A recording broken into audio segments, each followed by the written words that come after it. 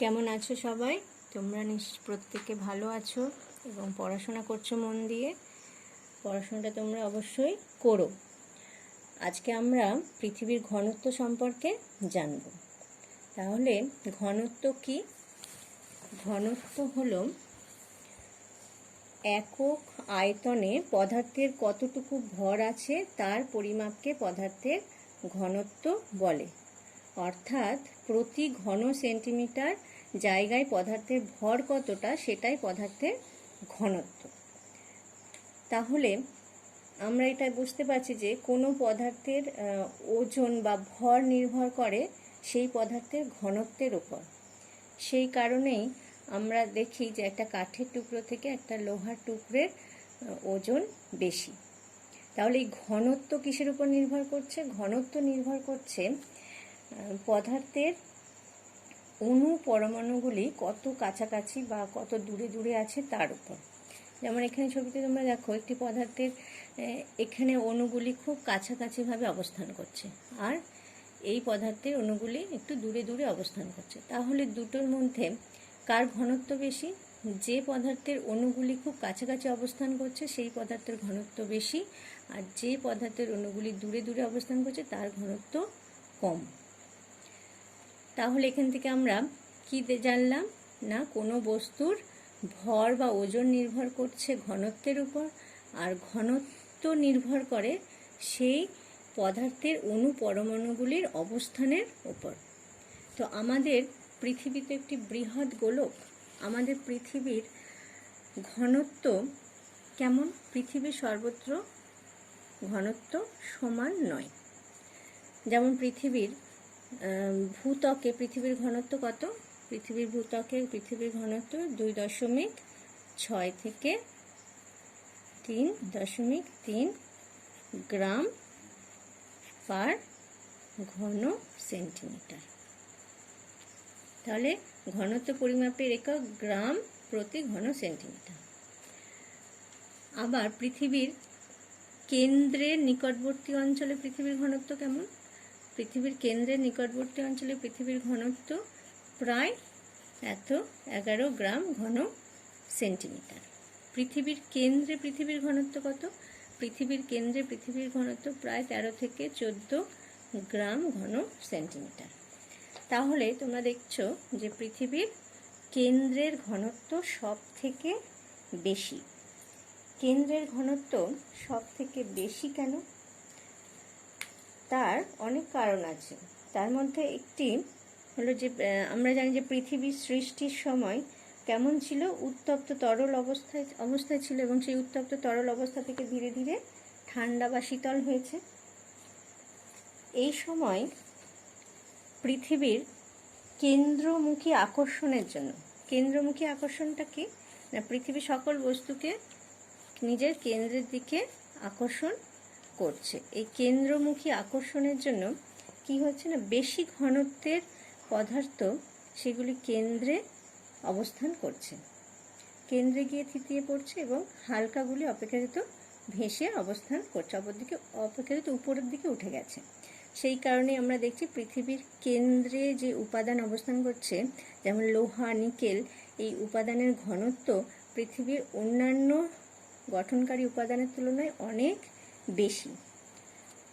আর কি কারণে পৃথিবীর কেন্দ্রের ঘনত্ব সব থেকে বেশি হয়েছে না, পৃথিবীর গোলক আকৃতি। পৃথিবীর আকার কেমন? গোলক, এবং পৃথিবী তার অক্ষের চারিদিকে, নিজের অক্ষের চারিদিকে আবর্তন করছে। পৃথিবীর এই গোলক আকার আর পৃথিবীর আবর্তন গতির জন্য কি হয়েছে না, ভারী উপাদানগুলি কেন্দ্রের দিকে আর হালকা উপাদানগুলি উপরের দিকে অবস্থান করছে। তাহলে পৃথিবীর কেন্দ্রের ঘনত্ব বেশি হওয়ার কারণ আমরা জানলাম। এবার তাহলে এটা আমরা একটা সহজ পরীক্ষা দিয়ে আরও ভালো করে বুঝে নিতে পারবো। যেমন আমরা একটি গ্লাসে অর্ধেক জল নিলাম। একটি গ্লাসে আমরা জল নিয়ে তাতে যদি কিছু পরিমাণ নুড়ি, পাথর, মাটি মিশিয়ে নেওয়ার পর যখন থিতিয়ে যাবে, তখন দেখবে সেই নুড়ি, মাটি, পাথর তাদের ঘনত্ব অনুযায়ী সঞ্চিত হচ্ছে। অর্থাৎ সব থেকে বড় যে পাথরগুলো সেগুলো একেবারে গ্লাসের তলদেশে সঞ্চিত হবে। তারপর নুড়ি, তারপর কি অবস্থান করবে? মাটি। তাহলে এই পদার্থগুলি কি করেছে? নিজের ঘনত্ব অনুযায়ী স্তর গঠন করেছে।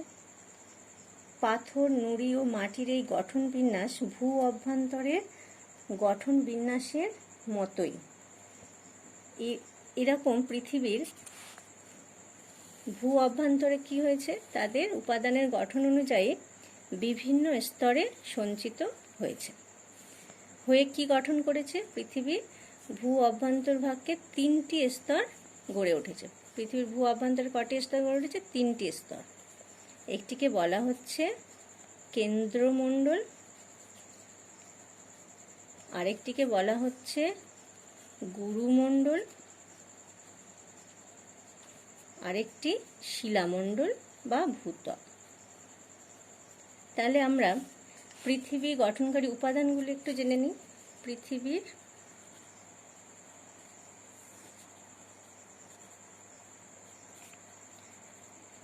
গঠনকারী প্রধান উপাদান।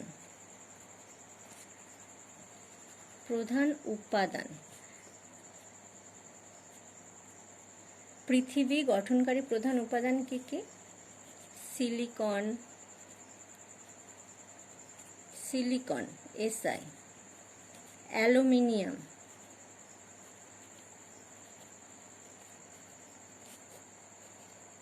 Al, magnesium,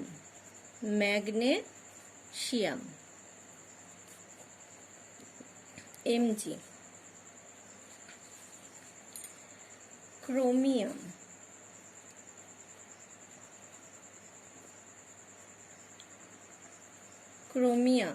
Cr, nickel, Ni ও লোহা, Fe। তাহলে পৃথিবী গঠনকারী প্রধান উপাদানগুলো আমরা কি পেলাম? Silicon, aluminium, magnesium, chromium, nickel, লোহা। এর মধ্যে ঘনত্ব সব থেকে বেশি নিকেল আর লোহা, সেই জন্য পৃথিবীর কেন্দ্রে নিকেল আর লোহার অবস্থান লক্ষ্য করা গেছে। তারপরের ঘনত্ব অনুযায়ী অবস্থান করেছে অন্যান্য উপাদান। সেই হিসেবে সব থেকে হালকা সিলিকন, অ্যালুমিনিয়াম, ম্যাগনেসিয়াম এগুলো শিলামণ্ডল গঠনে ভূমিকা নিয়েছে। তাহলে আমরা পৃথিবীর অভ্যন্তরভাগে এই উপাদানগুলি কিভাবে জানলাম, বা পৃথিবীর অভ্যন্তরভাগকে উপাদানের ভিত্তিতে কিভাবে বিভক্ত করা হয়েছে? সাধারণত ভূবিজ্ঞানীরা পৃথিবীর অভ্যন্তরভাগ সম্পর্কে ধারণা গঠন করেছে অগ্নুৎগমন আর ভূমিকম্প তরঙ্গ দ্বারা। তাহলে অগ্নুৎগমন তো আমরা জেনেছি কিছুটা। ভূমিকম্প তরঙ্গ কি? ভূমিকম্প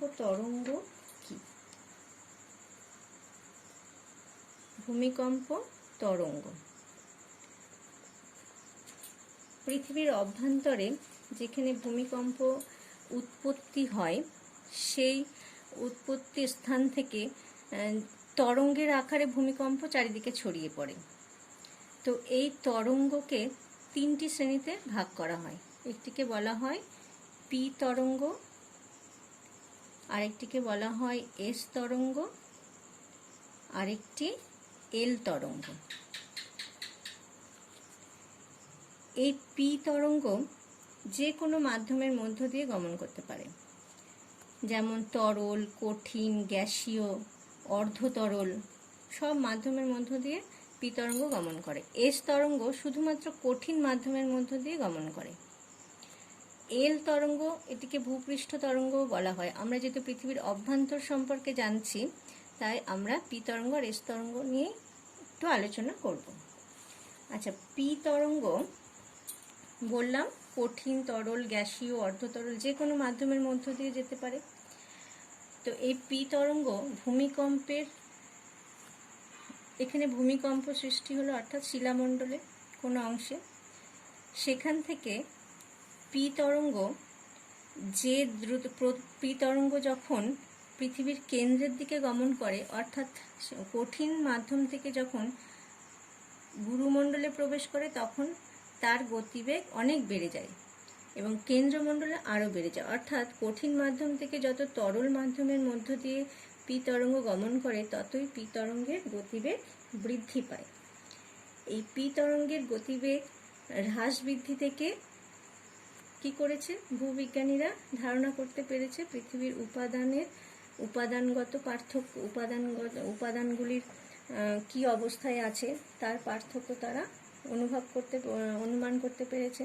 এছাড়া এস তরঙ্গ একমাত্র কঠিন মাধ্যমের মধ্য দিয়ে গমন করে। কঠিন মাধ্যম থেকে যখনই কোনো তরল বা গ্যাসীয় বা অর্ধতরল মাধ্যমে প্রবেশ করে তখনই এস তরঙ্গ হারিয়ে যায়। এর দ্বারা কি প্রমাণ হচ্ছে না পৃথিবীর অভ্যন্তরের কোনো অংশ তরল অবস্থায় আছে, কোনো অংশ কঠিন অবস্থায় আছে, কোনো অংশ আবার অর্ধতরল অবস্থায় আছে। এই ভূমিকম্পের তরঙ্গের গতিবিধি লক্ষ্য করে ভূবিজ্ঞানীরা কি করেছে পৃথিবীর অভ্যন্তরভাগকে তাদের উপাদানের ভিত্তিতে 3টে স্তরে ভাগ করেছে, একটি শিলামণ্ডল, আরেকটি গুরুমণ্ডল, আরেকটি কেন্দ্রমণ্ডল। তোমাদের টপিক আমি এখানেই শেষ করলাম।